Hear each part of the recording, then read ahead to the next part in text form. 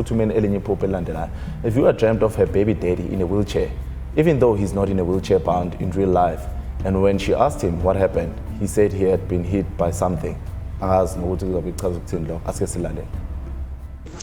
Sanibona Pastor weningi. Ngicela ukubuza ngosami nginiphuphe. Ngathi ubaba wengane yami ngiphuphe. Ngivele ngihlangane naye nje endleleni. Angimazi wenzeni. Ngibona ehamba nge-wheelchair, akahambi nge-wheelchair. Ngiyambuza kwenzini angazi ukuthi ushaye yini. Ngicela ukubuza uma uphupha umuntu ehamba nge-wheelchair uzokwenzakalani. Eish, Pastor, ngabe kusuke kuzowenzakalani phela? Uphawu lubi lo yabo.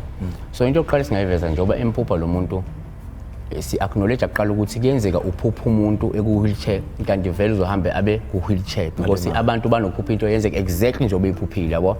But uma ngulento ayizukwenzeka exactly njengoba eyiphuphile, uma umuntu eku-wheelchair kusho ukuthi lo muntu loyo kungenzeka manje noma esikhathini sizayo uzoba nenkinga ezokwenza ukuthi ancike kwabanye abantu empilweni yabona mhlawumbe ukuze akwazi ukwenza izinto asuke edinga ukuthi azenze empilweni izobe dependent to other people yabo. So angazibona ehleli ku-wheelchair yabo.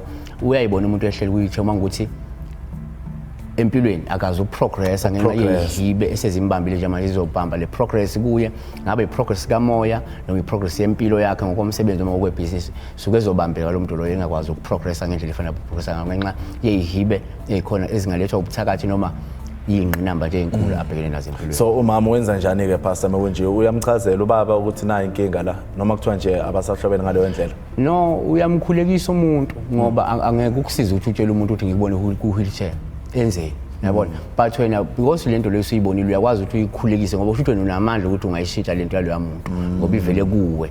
So uma uzomtshela uzokwenza ukuthi apanic asabe ukuhamba ngemoto hayi imoto uzongena kwi-accident mhlawumbe yabona. So awumtshela umuntu but uyamkhulekisa ukuthi ukuze unqamule lento yabo. Hayi siyabonga Pastor mama mkhulekise ubaba umkhulekise ngempela.